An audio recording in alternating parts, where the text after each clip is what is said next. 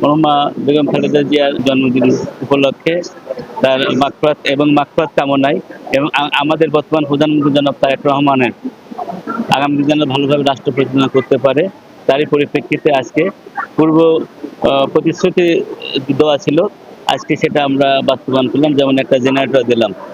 অনেক সময় বিদ্যুতের অনেক রাষ্ট্রীয় সমস্যার কারণে অনেক সময় বিদ্যুতে একটু ঝামেলা হয়, সেই কারণে আমরা অনেক সময় তো লোডশেডিং যায়, সেই লোডশেডিংয়ের কারণে বাচ্চারা যারা কোরআনে হাফেজ এদের অনেক ধরনের সমস্যার সৃষ্টি হয়, যেহেতু মনোনিবেশ করাতে পারে না গরমের কারণে।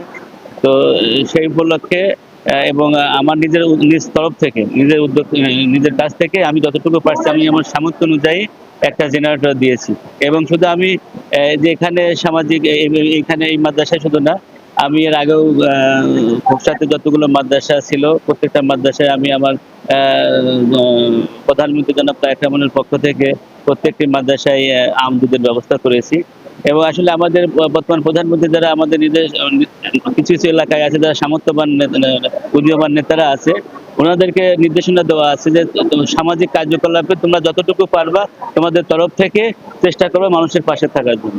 আমাদের বর্তমান প্রধানমন্ত্রী জনাব তারেক রহমানের আম্মা আগামী দিনের যিনি মানে রোল মডেল হবে এই বাংলাদেশের রাজনীতির ইতিহাসে, তারা আম্মার মৃত্যুবার্ষিকী আজকে হচ্ছে জন্মদিন পালন উপলক্ষে আমরা একটা দোয়ার মাহফিল করেছি। আসলে জন্মদিনে তো দোয়া মাহফিল হয় না, তো আমরা তার মাগফিরাত কামনায় আজকের এই ছাত্র কোরআনে হাফেজদেরকে দিয়ে একটা দোয়ার মাহফিল করেছি, এই আর কি।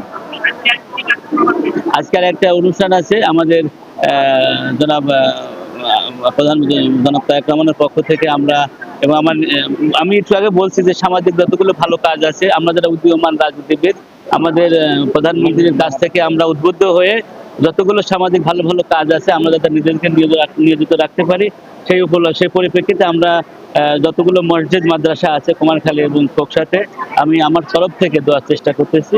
তারই সেই উপলক্ষে আজকে আমরা ওখানে ৮ নম্বর ওয়ার্ডে, আমাদের খোকসা পৌরসভা ৮ নম্বর ওয়ার্ডে আমি ওখানে ৫০,০০০ টাকা অনুদান দিতে চেয়েছিলাম গতকাল জুমার নামাজের সময়, আজকে ওটা দিতে যাবো।